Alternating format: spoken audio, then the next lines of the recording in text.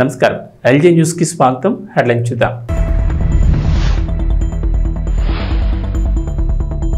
August 27న AP cabinet భేటీ. పలు అంశాలపై చర్చించనున్న మంత్రివర్గం.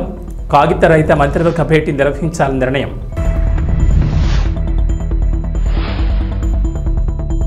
ఆధార్ కార్డు లేని వారికి గుడ్ న్యూస్. ఆధార్ ప్రత్యేక క్యాంపుల నిర్వహణ. ఆగస్టు 20 నుంచి 24 వరకు ప్రత్యేక క్యాంపులు.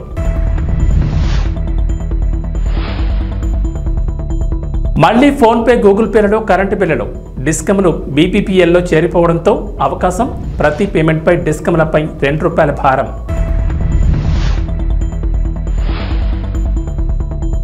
తెలంగాణలోని 7 జిల్లాల్లో భారీ వర్షాలు. వాతావరణ శాఖ హెచ్చరికలు జారీ. హైదరాబాద్కు రెడ్ అలర్ట్ జారీ. ఆగస్టు 27వ తేదీన ఏపీ కేబినెట్ భేటీ జరగనున్నట్లు తెలుస్తోంది. సచివాలయంలో సీఎం చంద్రబాబు అధ్యక్షతన ఆంధ్రప్రదేశ్ మంత్రివర్గం సమావేశం కానున్నట్లు సమాచారం. ఈ సమావేశంలో ప్రభుత్వం పలు కీలక ప్రతిపాదనలపై చర్చించే అవకాశం ఉంది.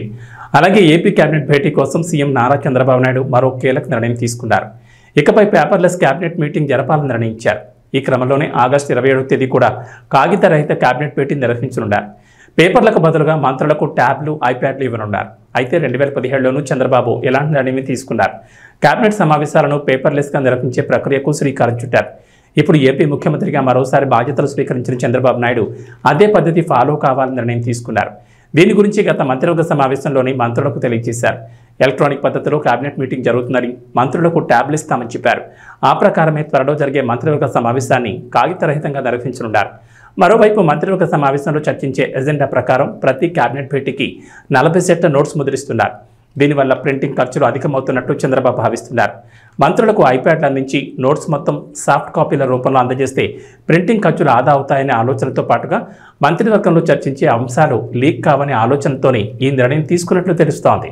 మన దేశంలో ప్రస్తుతం ఏ పని జరగాలన్నా కూడా ఆధార్ కార్డు అనేది తప్పనిసరిగా మారిపోయింది. ప్రభుత్వానికి చేసుకునే దరఖాస్తుల దగ్గర నుంచి సంక్షేమ పథకాల వరకు ప్రతి అంశానికి ఆధార్ కార్డు కావాల్సి ఉంటుంది. ట్రైన్ రిజర్వేషన్ దగ్గర నుంచి తిరుమల శ్రీవారి దర్శనం వరకు అన్నింటికీ ఆధారే ఆధారం. ఈ నేపథ్యంలో భారతీయ పౌరులందరికీ ఆధార్ కార్డులు ఉండేలా ప్రభుత్వాలు చర్యలు తీసుకుంటున్నాయి. ఇందుకోసం ప్రత్యేకంగా క్యాంపులు కూడా నిర్వహిస్తున్నాయి. అలాగే ప్రభుత్వాలు అందించే సంక్షేమ పథకాలకు ఆధార్ కార్డులను ప్రామాణికంగా తీసుకుంటున్నారు. ఇక లబ్ధిదారుల ఎంపికలో ఆధార్ కార్డులు చాలా కీలకంగా ఉన్నాయి. ఆధార్ కార్డుల్లో తప్పుల కారణంగా లబ్ధిదారులు ఇబ్బందులు పడుతున్న ఘటనలు కూడా అక్కడక్కడ చూస్తున్నాం. ఈ పరిస్థితులను దృష్టిలో పెట్టుకుని ఏపీ ప్రభుత్వం కీలక నిర్ణయం తీసుకుంది. విద్యుత్ వినియోగదారులకు గుడ్ న్యూస్. మునుపట్లాగే మొబైల్లో ఫోన్పే, గూగుల్ పే, పేటీఎం లాంటి యాప్ల ద్వారా కరెంటు బిల్లులు కట్టేందుకు మార్గం సుగమైంది. రిజర్వ్ బ్యాంక్ ఆఫ్ ఇండియా మార్గదర్శకాల ఫలితంగా జూలై 1 నుంచి కరెంటు బిల్లుల చెల్లింపులు థర్డ్ పార్టీ యాప్లను నిషేధించిన విషయం తెలిసిందే.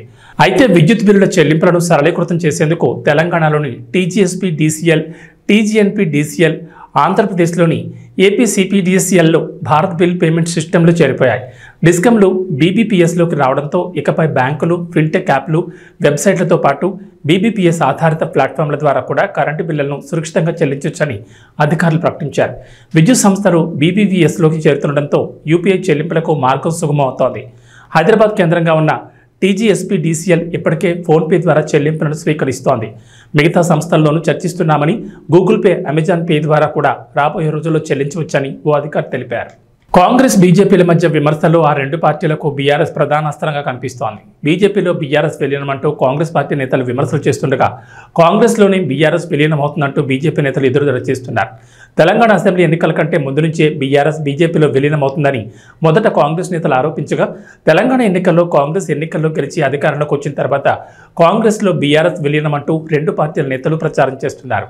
ఈ క్రమంలోనే తాజాగా కేంద్ర మంత్రి బండి సంజయ్ సంచలన వ్యాఖ్యలు చేశారు. త్వరలోనే కాంగ్రెస్ పార్టీలో బీఆర్ఎస్ విలీనమవుతుందని బీజేపీ సీనియర్ నేత కేంద్ర మంత్రి బండి సంజయ్ వ్యాఖ్యానించారు. కాంగ్రెస్ పార్టీలో కేసీఆర్కు ఏఐసీసీకి పంపిస్తారని, తెలంగాణ పీసీసీ అధ్యక్షుడిగా కేటీఆర్ నియమిస్తారని, ఇక కల్వకుంట్ల కవితకు రాజ్యసభ సీటు ఖాయం చేస్తారని బండి సంజయ్ తెలిపారు.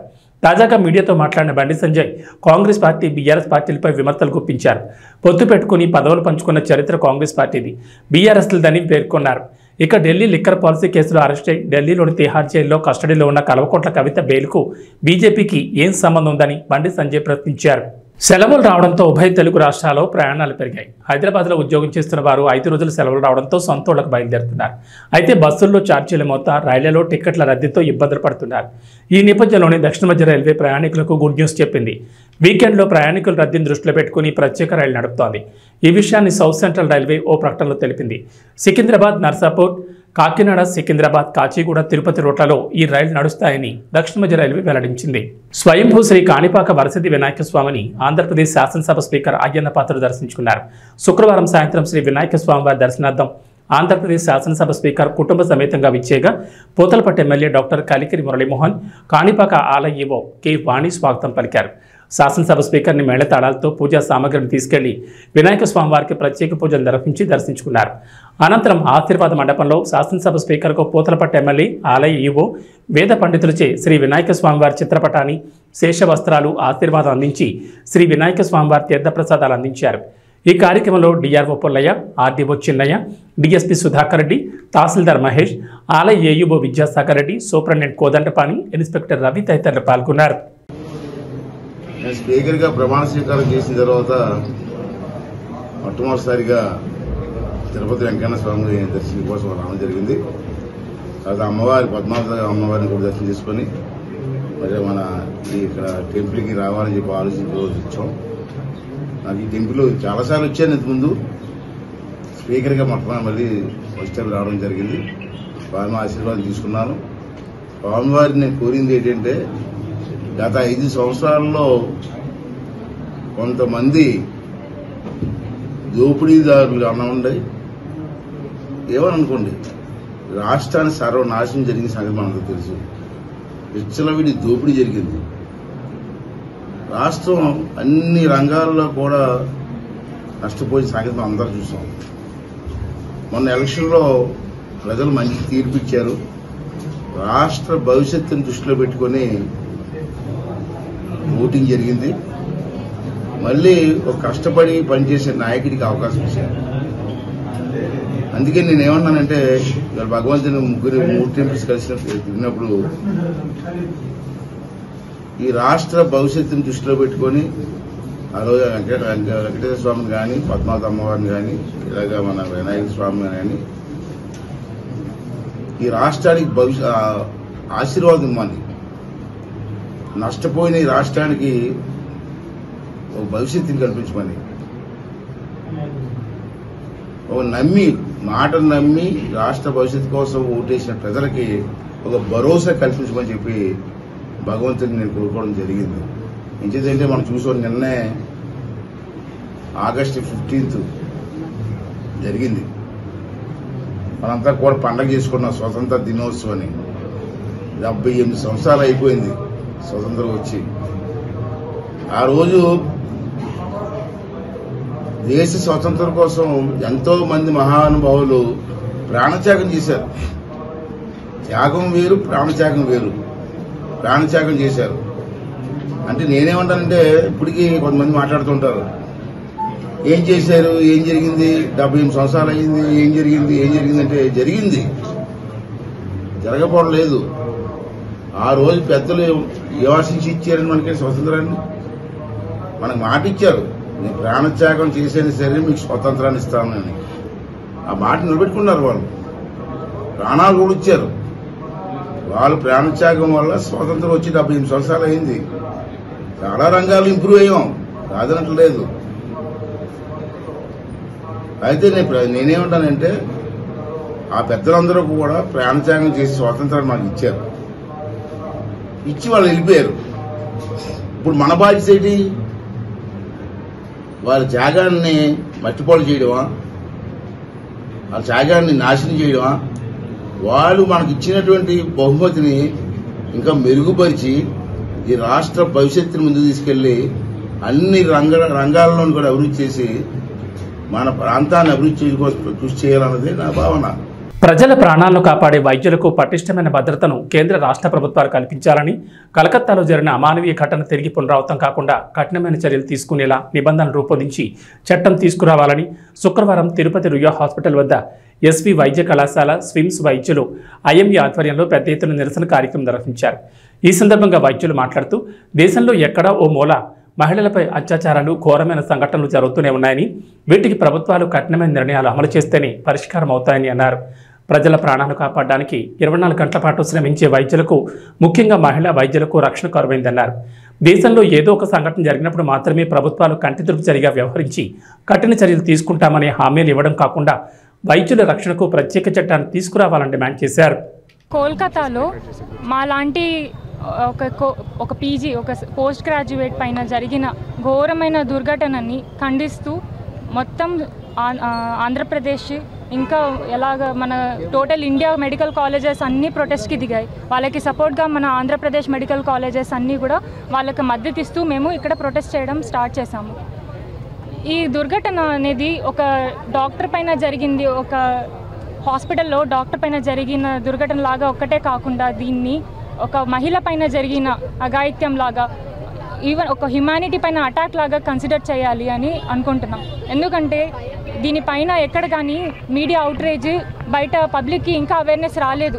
ఏదో హాస్పిటల్లో జరిగిన దుర్ఘటన లాగే పరిగణిస్తున్నారు. కానీ ఒక ఆడపిల్ల పైన ఒక వర్క్ ప్లేస్లో, ఇప్పుడు ఇంటి నుంచి బయటికి ఒక వర్క్ ప్లేస్కి రీచ్ అయ్యేంత వరకు రోడ్డులో ఎంత అన్సేఫ్గా ఆల్రెడీ ఉమెన్ ఫీల్ అవుతున్నారు. మళ్ళీ వర్క్ ప్లేస్కి రీచ్ అవ్వగానే ఇక్కడ ఒక సెక్యూర్ ఎన్వైర్న్మెంట్ ఎక్స్పెక్ట్ చేస్తారు ఎవరు కానీ. రోడ్డు పైన ఇలాగ జరుగుతుంది ప్రమాదాలని అనుకుంటారు. కానీ మనం సెక్యూర్గా ఫీల్ అయ్యే ఒక వర్క్ ప్లేస్లోనే ఇలాంటి దుర్ఘటన జరిగింది అంటే సేఫ్టీ కన్సర్న్స్ అనేది ఇష్యూస్ గురించి మనం ఆలోచించాల్సి ఉంది. ఇలాగ ఎందుకు జరుగుతున్నాయి అంటే కనీస వసతులు లేనందువల్ల, హాస్పిటల్లో సెక్యూరిటీ లేనందువల్ల ఇలాంటి ఇష్యూస్ రైజ్ అవుతున్నాయి. ఇదొకటి విషయం ఎందుకు జరుగుతున్నాయి వర్క్ ప్లేస్ ఎన్వైర్న్మెంట్లో అని. ఇంకొకటి ఏమంటే ఈ రేప్ అండ్ మర్డర్ అనే ఇలాంటి థింగ్స్, ఇలాంటి టర్మ్స్ అనేది ఎంత కామన్ అయిపోయింది అంటే పీపుల్ అంతా అసలు డీసెన్సిటైజ్ అయిపోయి ఉన్నారు. దీనికి కొంచెం కూడా చలనం లేకుండా అయిపోతుంది. జస్ట్ అనదర్ న్యూస్ లాగా అయిపోయింది. రోజు న్యూస్లో చదువుతున్నాం, ఒక చోట రేప్ జరిగింది, ఒక మర్డర్ జరిగింది అంటే అదొక కామన్ విషయం అయిపోయింది. నిర్భయ ఇన్సిడెంట్ జరిగితే అప్పుడు అలాంటప్పుడు ఎంత అవుట్రేజ్ ఉన్నింది, మొత్తం పీపుల్ ఎలా రెస్పాండ్ అయి ఉన్నారు సొసైటీగా. ఇప్పుడు ఇన్ని సంవత్సరాల తర్వాత మళ్ళీ అలాంటి ఒక ఘోరమైన ఇన్సిడెంట్ జరిగినప్పుడు ఎందుకు పబ్లిక్ కానీ ఎక్కడ కానీ అంత అవుట్రేజ్ లేదు అంటే మనం అంత ఇన్సెన్సిటివ్ అయిపోయినామా, ఈ కండిషన్స్కి అలవాటు అయిపోయినామా. కాబట్టి ఫస్ట్ మనం ప్రభుత్వం నుంచి, సెంట్రల్ గవర్నమెంట్ నుంచి, స్టేట్ గవర్నమెంట్ నుంచి మాకు కొన్ని డిమాండ్స్ ఉన్నాయి. సెంట్రల్ గవర్నమెంట్ నుంచి అయితే సెంట్రల్ ప్రొటెక్షన్ యాక్ట్ అనేది మేము అందరం డిమాండ్ చేస్తున్నాం నేషన్ వైడ్. ఇంకా మన స్టేట్ గవర్నమెంట్, మన స్టేట్ ఇక్కడ ప్రభుత్వం నుంచి మా డిమాండ్స్, అందరు మెడికల్ కాలేజెస్ నుంచి మా డిమాండ్ వచ్చి ఒక స్పెషల్ ప్రొటెక్షన్ ఫోర్స్ అనేది. స్పెషల్ ప్రొటెక్షన్ ఫోర్స్ అంటే ఇప్పుడు మనకి డాక్టర్లకు కానీ, ఇక్కడ వర్క్ చేసే నర్సులకు కానీ, టెక్నీషియన్ల వాళ్ళకి కానీ కనీస భద్రత అనేది లేదు. ఎప్పుడు కానీ కాన్స్టెంట్గా పేషెంట్స్కి కానీ ప్రజలకి అందుబాటులో ఉండేది, వాళ్ళతో ఇంటరాక్ట్ అయ్యేది ఎప్పుడు కానీ 24 hours రౌండ్ ద క్లాక్ ఉండే వ్యవస్థ ఇక్కడ హెల్త్ కేర్ ప్రొఫెషన్ ఒక్కటే. హెల్త్ కేర్ ప్రొఫెషన్లో వర్క్ చేసే ఆ ప్రొఫెషనల్స్ అందరూ కూడా కాన్స్టెంట్ థ్రెట్లో ఉంటారు. ఎవరైనా బంధువులు కొంచెం అజిటేట్ అయినా కానీ, ఎవరైనా ఇబ్బంది కలిగిస్తున్నా కానీ వాళ్ళ ఇమోషన్స్కి ఫేస్ చేసేది అంతా కూడా మన డాక్టర్స్, మన సిస్టర్లు, ఇక్కడ పనిచేసే ప్రభుత్వ ఆసుపత్రుల్లో పనిచేసే టెక్నీషియన్స్ వాళ్ళు మాత్రమే. కాబట్టి వాళ్ళ ఇమోషన్స్లో తప్పు లేదు. కానీ వాళ్ళ ఒకవేళ ఏమన్నా కండిషన్స్ కొంచెం ఇబ్బందికరంగా అయిపోయింది, ఎక్కడ మనకి ఏమంటారు భద్రత లేకుండా పనిచేస్తున్నామన్న డాక్టర్స్కి భద్రత కల్పించాలి. ఇక్కడ హెల్త్ కేర్ ప్రొఫెషనల్స్ అందరికీ కూడా భద్రత, కనీస వస్తువులు కావాలని స్పెషల్ ప్రొటెక్షన్ ఫోర్స్ అనేది డిమాండ్ చేస్తున్నాం. దాంతోపాటు అలాగా దోషుల్ని పట్టుకోవడానికి కూడా ఫస్ట్ ఆఫ్ ఆల్ వాళ్ళని పట్టుకోవడానికి కరెక్ట్గా సెక్యూరిటీ కెమెరాస్ అవన్నీ కూడా కావాలి అన్ని మెడికల్ కాలేజెస్లో.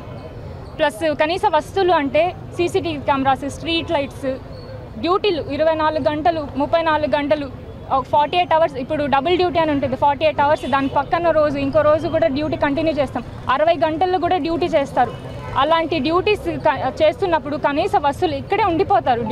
డ్యూటీ అంటే రెసిడెంట్స్ అంటే డాక్టర్స్ కానీ, ఈజీస్, ఇంటర్న్స్ అందరూ హాస్పిటల్లోనే ఉంటారు. వాళ్ళకి కనీస వసతులు లేకుండా కనీసం వాష్రూమ్స్కి, బాత్రూమ్స్ కూడా ఉండవు. ఇదంతా హైజీనిక్ కన్సర్న్స్, వాళ్ళ హెల్త్ ఇష్యూ కూడా ఉంటుంది ఇలా కన్సిడర్ చేస్తే. కాబట్టి ఈ కనీస వస్తువులు మన స్టేట్ గవర్నమెంట్ నుంచి మేము ఎక్స్పెక్ట్ చేస్తున్నాం. ఓకే. దీన్ని నిరసిస్తూ జూనియర్ డాక్టర్సు, పోస్ట్ గ్రాడ్యుయేట్స్ అందరూ కలిసి సమన్వయంగా ఒక ఉద్యమం చేపట్టారు. దానికి గవర్నమెంట్ డాక్టర్స్ అసోసియేషన్ పూర్తి సహకారం అందిస్తోంది. అట్ ది సేమ్ టైం ప్రజలకు ఎలాంటి అసౌకర్యం కలిగించకుండా గవర్నమెంట్ డాక్టర్స్ మొత్తం హాస్పిటల్ విధులన్నిటి కూడా నిర్వర్తిస్తున్నాము. పేద ప్రజలకు ఎలాంటి అసౌకర్యం కలిగించకూడదనే ఉద్దేశంతో చేస్తున్నాం, అంతేగాని వీళ్ళకు మద్దతు ప్రకటించడం కాదు. వీళ్ళు న్యాయమైన కోరికకు మా గవర్నమెంట్ డాక్టర్ అసోసియేషన్ పూర్తి సంపూర్ణ మద్దతు కలిగిస్తుంది. ఒక సెక్యూర్డ్ హైజీనిక్ కండిషన్లో ఒక పోస్ట్ గ్రాడ్యుయేట్ పనిచేయాలి ఆ ఉద్దేశంతో. సో ఆ విధంగా అయినప్పుడు సెక్యూరిటీ ల్యాబ్స్ ఎప్పుడు జరుగుతుందో ఇలాంటి కలకత్తా ఘటనలు చాలా పునరావృతం అవుతాయి. ఇలాంటి పునరావృతం కాకూడదని చెప్పేసి గవర్నమెంట్ డాక్టర్ అసోసియేషన్ తరఫున గవర్నమెంట్ కూడా మేము రిక్వెస్ట్ చేస్తున్నాము. సో సరైన సెక్యూరిటీ, హైజీనిక్ కండిషన్, అంటే వాళ్ళ డ్యూటీ రూమ్స్ అన్నీ కూడా హైజీనిక్గా ఉండేట్టుగా, బాత్రూమ్స్ అవన్నీ కూడా బాగా హైజీనిక్గా ఉండేటట్టుగా కల్పించాలని ప్రభుత్వానికి ఈ సభా వేదికగా మేము చేస్తున్నాము. అలాగే ఈ స్ట్రైక్ వాళ్ళ చేసే స్టూడెంట్స్కు గవర్నమెంట్ డాక్టర్ అసోసియేషన్కు సమన్వయ కమిటీ ఒకటి ఏర్పాటు చేశారు. దాంట్లో 3 డాక్టర్స్ కలిసి ఉన్నాము. సో మన వైద్య విద్యార్థులు వాళ్ళు చెప్పిన వాళ్ళ కోరికలు, వాళ్ళ డిమాండ్స్ అన్నింటిని కూడా హైయర్ అథారిటీకి తీసుకునే విధానికి ఈ సమన్వయ కమిటీ ఉపయోగపడుతుంది. Thank you. బంగ్లాదేశ్లో హిందువులపై జరుగుతున్న దాడిని ఖండిస్తూ శాంతియుత నిరసన ర్యాలీకి రాధా మనోహర్ దాస్ స్వామి ముఖ్య అతిథిగా పాల్గొన్నారు. గత కొద్ది రోజులుగా బంగ్లాదేశ్లో హిందువులపై జరుగుతున్న మారణ హోమాన్ని ఖండిస్తూ తక్షణమే హిందువులను కాపాడాలంటూ హిందూ స్త్రీల మాన ప్రాణాలను రక్షించాలని తిరుపతి తుడా మైదానం నుంచి గాంధీ రోడ్ పంచముఖ ఆంజనేయ స్వామి ఆలయం వరకు నిర్వహించిన శాంతియుత నిరసన ర్యాలీలో రాధా మనోహర్ దాస్ స్వామి, హిందూ ఉపాధ్యాయ సమితి అధ్యక్షులు డేగల మహేష్, బచ్చు ప్రకాష్, అభయ్ హిందూ సేన సభ్యులు, ప్రజలు స్వచ్ఛందంగా పాల్గొన్నారని సనాతన ధర్మ పరిరక్షణ సమితి అధ్యక్షులు చీనేపల్లి కిరణ్ కుమార్ తెలిపారు. ప్రపంచంలోని హిందువులందరూ ఏకమవ్వాల్సిన సమయం వచ్చిందని, లేదంటే హిందువులు అనేవాళ్లు ఉండేవాళ్లని, చరిత్రలో కలిసిపోతామని రాధా మనోహర్ దాస్ స్వామి అన్నారు. బంగ్లాదేశ్ హిందువుల రక్షణకై మొదటగా కలమెత్తిన నాయకుడు పవన్ కళ్యాణ్ అని కిరణ్ కుమార్ అన్నారు. ఈ కార్యక్రమంలో రాధా మనోహర్ దాస్ స్వామి, హిందూ ఉపాధ్యాయ సమితి అధ్యక్షులు డేగల మహేష్, బచ్చు ప్రకాష్, అభయ్ హిందూ సేన సభ్యులు, ప్రజలు స్వచ్ఛందంగా పాల్గొన్నారని సనాతన ధర్మ పరిరక్షణ సమితి అధ్యక్షులు చీనేపల్లి కిరణ్ కుమార్ పాల్గొన్నారు. ప్రియ హిందూ బంధువులారా, మనం తిరుపతిలో ఈరోజు బంగ్లాదేశ్లో జరుగుతున్నటువంటి ఆటవిక, ఘోర, నికృష్ట, అమానవీయ, అక్కడ జరిగేటువంటి కసాయి మోకల దాడులకు బలవుతున్నటువంటి హిందువులకి సంఘీభావంగా ఈ ఘోరాలు ఇకపైన ఆగాలి, ఈ కసాయి మతం ప్రపంచం నుంచి తొలగబడాలి. ఎందుకంటే మన మహేష్ డేగల్ గారు పుస్తకం రాశారు, 8 కోట్ల హిందువుల నరసంహారం అని. ప్రపంచవ్యాప్తంగా మీరు నెట్లోకి వెళ్ళి చూడండి, millions of Jews, millions of Hindus chop in to pieces by this కసాయ మతం. కాబట్టి ఎవడైనా దరిద్రులు అంటే అన్ని మతాలు సమానం అనే వాళ్ళకి కొత్త పేరు దరిద్రులు. దరిద్రం అనే పదం కూడా చిన్న పదం. కాబట్టి ఎవరైనా దరిద్రులు ఉంటే, మరి తిరుపతిలో చెరువులు అయితే తక్కువ ఉన్నాయి కాబట్టి చెరువులు పాడు చేయొద్దు, వినాయక చవితికి కావాలి అంటే మీరు భూమి మీద ఉండడం అవసరం లేదని చెప్పడం అన్నమాట. ఎందుకంటే అన్ని మతాలు సమానం అనేది పచ్చి అబద్ధం. ఎందుకంటే మన ఒక్కలమే చెప్తాం, సర్వే జన. కాబట్టి కొనేటప్పుడు తినేటప్పుడు ఎవరి దగ్గర కొనాలో చూసుకోండి, ఎవరి దగ్గర తినాలో చూసుకోండి. మన దేశం బంగ్లాదేశ్కి ఆర్థికంగా రకరకాలుగా హెల్ప్ చేసింది 10 ఏళ్లలో. ఏం చేసినా పావుకి పాలు పోస్తే ఏమిస్తుందో. కాబట్టి విశ్వాసం లేనటువంటి కుక్కను మళ్ళీ అవమానించకూడదు. కుక్కకి విశ్వాసం ఉంటుంది, మొక్క కట్ చేసుకున్న చోట విశ్వాసం అనేది ఎక్స్పెక్ట్ చేయకూడదు. కాబట్టి ఎక్కడ కొనాలో హిందువులారా నిర్ణయించుకోండి, లేదా ఎక్కడ మీకు తీసివేయబడుతుందో కూడా మీరు నిర్ణయించుకోకుండానే జరుగుతుంది. భవిష్యత్తు అదే అవుతుంది. కాబట్టి హిందువులు మెజారిటీగా ఉన్నంతసేపే ప్రపంచంలో ప్రశాంతి ఉంటుంది, భారతదేశంలో ప్రశాంతి ఉంటుంది. అన్నీ ఒకటే అని చెప్పి నపుంసక కబుర్లు చెప్పొద్దు. జై శ్రీరామ్. అలాగే పాకిస్తాన్లో కూడా 40% పైన ఉండేవారు, కానీ వాళ్ళంతా ఏమైపోయారు, 7%కి వచ్చేసారు. వీళ్ళంతా ఎందుకు అలా వచ్చేసారు? ఎందువల్లంటే మన తగు జాగ్రత్తలు తీసుకోక, ఎక్కడైతే ఆ జిహాదీ మోక, ఆ రాక్షస మోక పెరుగుతుందో అక్కడ మానవ ప్రాణాలకు విలువ ఉండదు.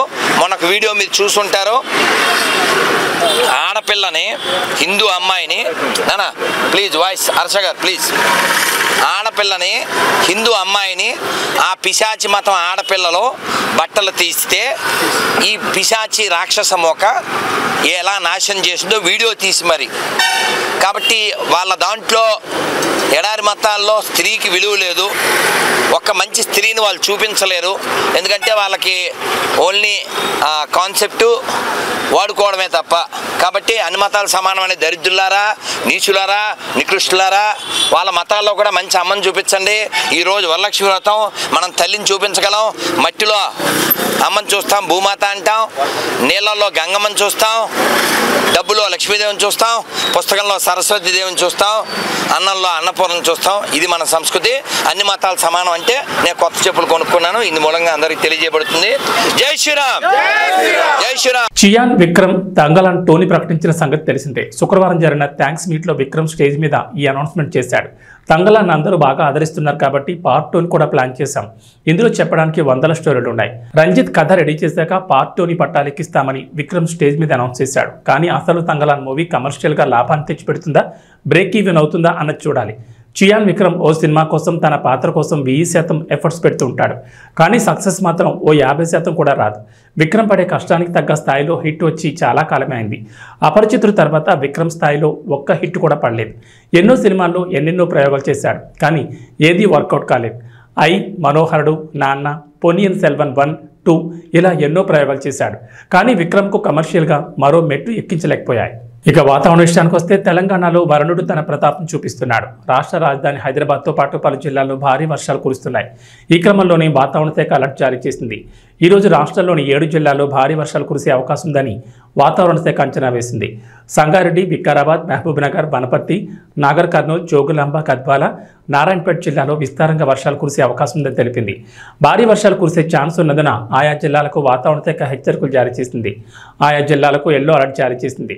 ఈ నేపథ్యంలో ఆయా జిల్లాల ప్రజలు అప్రమత్తంగా ఉండాలని వాతావరణ శాఖ సూచించింది. ఇదిలా ఉంటే నిన్న హైదరాబాద్ సహా కరీంనగర్, మెదక్, జగిత్యాల, సిద్దిపేట, నిజామాబాద్ జిల్లాల్లో భారీ వర్షం కురిసింది. ఇక హైదరాబాద్లోని పలు ప్రాంతాల్లో ఉరుములు, మెరుపులతో పాటు ఈదురుగాలులతో కూడిన జోరువాన కురిసింది. ఈ క్రమంలో హైదరాబాద్ వాతావరణ శాఖ రెడ్ అలర్ట్ జారీ చేసింది. నగరంలోని ఆయా ప్రాంతాల్లో భారీ వర్షాలు కురిసే అవకాశాలున్నాయని హెచ్చరికలు జారీ చేసింది. ఈ క్రమంలోనే నగరవాసులు అప్రమత్తంగా ఉండాలని సూచించింది. ఏబీ బులెటిన్ విశేషం. నమస్కారం.